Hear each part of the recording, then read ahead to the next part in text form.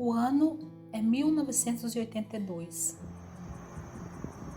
Se supõe que seja o início de uma história macabra específica na Argentina do governo militar, a da monstruosa, exemplar família Puccio. Vamos dar um pulo no passado para entender quem era esse clã, essa família acima de qualquer suspeita. Arquímedes Rafael Puccio, em 82, tinha 53 anos. O patriarca nasceu em 14 de setembro de 1929 em Buenos Aires, era contador e empresário e foi membro da inteligência aeronáutica da Argentina peronista. Peronista de carteirinha, tinha amizades dentro dos círculos militares, o que facilitou de verdade a sua carreira criminosa. Epifania Ángeles Calvo, esposa de Arquímedes e mãe de seus 5 filhos, ela tinha 50 anos e era professora de matemática. Era uma mulher metódica que anotava tudo e todas as atividades da família. Anotava horários de atividades, anotava o seu peso e revelava nos seus escritos também a crise do seu matrimônio, que não era por nada rosa e flores. Alejandro Rafael Puccio tinha 24 anos e era o filho maior. Era jogador de rugby, uma verdadeira estrela no clube onde jogava, e era uma figura importante da gangue porque era ele quem atraía possíveis vítimas, já que frequentava a alta sociedade de Buenos Aires.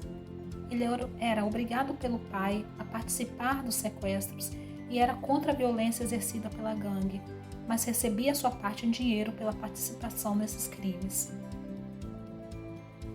Daniel Arquímedes Puccio, também chamado de Maguila, tinha 20 anos. Ele vivia na Austrália jogando rugby quando a atividade da família começou e voltou para Buenos Aires por pedido do pai. Silvia Inês Puccio tinha 22 anos em 82 e era professora de artes e cerâmica. Adriana Puccio tinha 12 anos na época. E Guilhermo, o menor dos filhos homens, era maior que Adriana, mas eu não achei referência sobre a sua idade. Ele foi viver na Austrália nos anos dos sequestros e nunca mais voltou e não se tem notícias dele.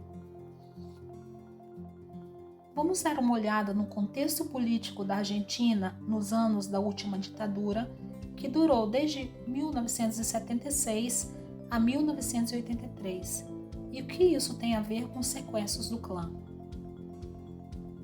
O terrorismo de Estado, instalado durante a ditadura, se caracterizou pela criação de pelo menos 364 campos de concentração e de centros clandestinos de detenção e extermínio, os quais funcionavam em instalações públicas ou privadas, quartéis, unidades penitenciárias e até escolas, onde as pessoas eram mantidas sequestradas por razões políticas, em sua grande maioria sem qualquer relação com a luta armada.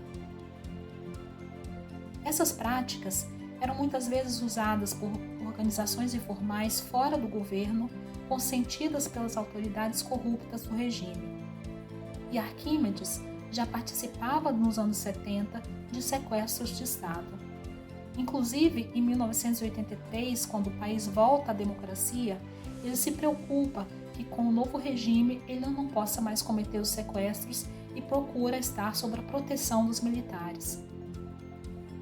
É nesse contexto que age a família Puccio, uma família que vivia em uma casa enorme de um bairro aristocrático e que gostava de se sentir parte de uma classe social que na realidade não era a deles. Oficialmente, a atividade do clã se inicia no dia 22 de julho de 1982.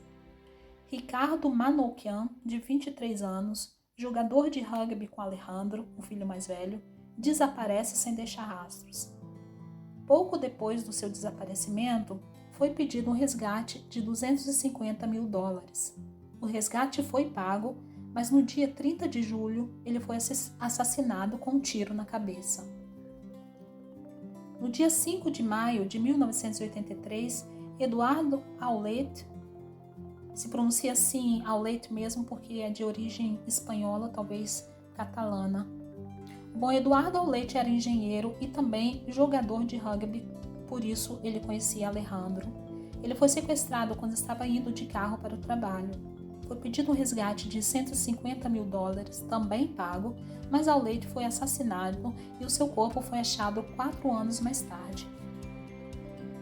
Em julho de 1984, ou seja, oficialmente eles agiam uma vez por ano, o empresário Emílio Naum foi parado por Arquímedes para um pedido de carona. Eles se conheciam e quando se deu conta de que se tratava de um assalto ou algo parecido, ele tentou reagir e foi assassinado ali mesmo onde eles estavam.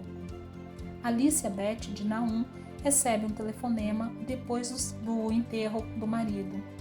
Seu marido me deve $290 mil, mas agora eu quero 350 mil. Não cometa a estupidez de avisar a polícia porque a sua família corre risco. Assim disse Arquímedes no telefonema que ele deu a Alicia. Alicia, porém, avisou a polícia. Tentaram fazer uma emboscada, concordando com Alicia, um encontro, mas alguém da polícia avisou Púcio e a emboscada não deu certo. No ano seguinte, em agosto de 1985, sequestraram a empresária Nélida Bolini de Prado, que ficou mais de um ano no cativeiro. Em 23 de agosto de 1985, a polícia prende Arquimedes e Daniel, enquanto estavam indo receber o resgate, e depois chega até a casa da família Púcio, onde ficavam as vítimas. Praticamente toda a família foi presa por envolvimento, já que todo o horror dos sequestros e assassinatos aconteciam mesmo na casa onde eles todos moravam, no subsolo da casa. A empresária Nélida Bolini de Prado ficou mais de um mês no cativeiro, não um ano, como eu falei antes. Vamos ver qual foi o destino de cada membro desse clã. Arquímedes pegou prisão perpétua, mas conseguiu vários benefícios, inclusive estudou direito na prisão e foi liberto em 2008. A família cortou relações com ele, que viveu até muito bem em outra localidade da Argentina, até morrer em 2013 com 84 anos. Foi sepultado como indigente porque nem familiares nem amigos foram reclamar o corpo. Epifania ficou 2 anos presa e foi solta por falta de provas. Alejandro pegou prisão perpétua, ele estava noivo na época dos fatos. A noiva, por um bom tempo, assim como alguns amigos do clube onde ele jogava rugby, não acreditaram que ele tivesse culpa e iam até visitá-lo. Aliás, um deles só deixou de visitá-lo quando soube que o nome dele estava na lista das próximas vítimas. E a noiva também, depois de um tempo, se convenceu e não foi mais visitá-lo. Embora tenha pego prisão perpétua, ele ficou 22 anos preso e estudou psicologia na prisão. Em 2007, ele entrou com liberdade condicional e tentou várias vezes o suicídio, até mesmo durante o período da prisão e depois, e morreu em 2008 de pneumonia com 49 anos. Daniel ficou 3 anos preso e depois foi solto por não ter saído a sentença. Em 98 condenaram a 13 anos de prisão, mas ele ficou foragido por vários anos até prescrever a pena. Ele foi preso no Brasil em 2019 simplesmente por estar com documentos falsos. Silvia, como a mãe, foi condenada por associação criminosa, mas não ficou muito tempo presa. Guilhermo e Adriana, os filhos mais jovens, não foram envolvidos nos processos. Adriana era muito novinha e Guilhermo, eu não descobri exatamente quantos anos tinha na época. Eu creio que ele tivesse 16 ou 17 anos. Ele foi para a Austrália e nunca mais voltou. Se deduz que, suspeitando que a família estivesse envolvida com coisas muito erradas, ele resolveu ir embora para bem longe. Realmente de Guilhermo não se acha notícias mesmo. Talvez ele, como Adriana, tenha mudado de sobrenome.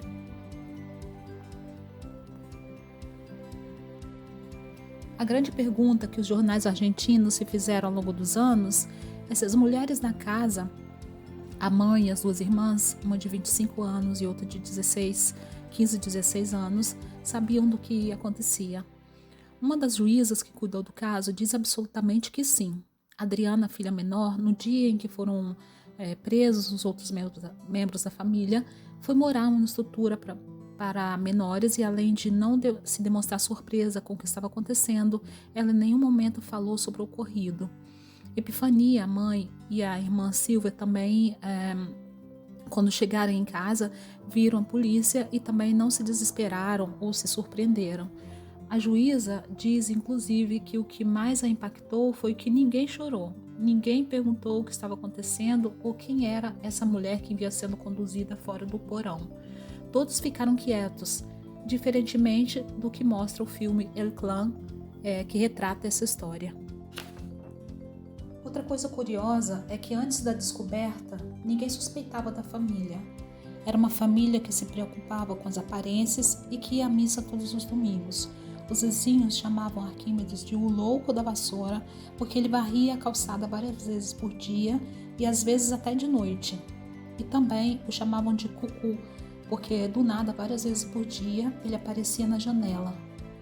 Depois eles foram entender que era para vigiar a rua e para perceber se da casa saíam barulhos suspeitos. Hoje em dia, os membros da família ainda vivos são Epifania, que está com 90 anos, Adriana, que mudou de sobrenome e trabalha em uma loja, hoje está com 53 anos, e Daniel, hoje com 61 anos, que foi preso no Brasil com documentos falsos. Arquímedes morreu em 2013, aos 83 anos, Alejandro morreu em 2008 de pneumonia e Silvia morreu de câncer em 2011. Outros membros da gangue que não faziam parte da família foram o militar aposentado Rodolfo Franco, seus amigos Guilherme Fernandes Laborde e Roberto Oscar Dias. Todos foram presos. Não se tem notícias do dinheiro dos resgates.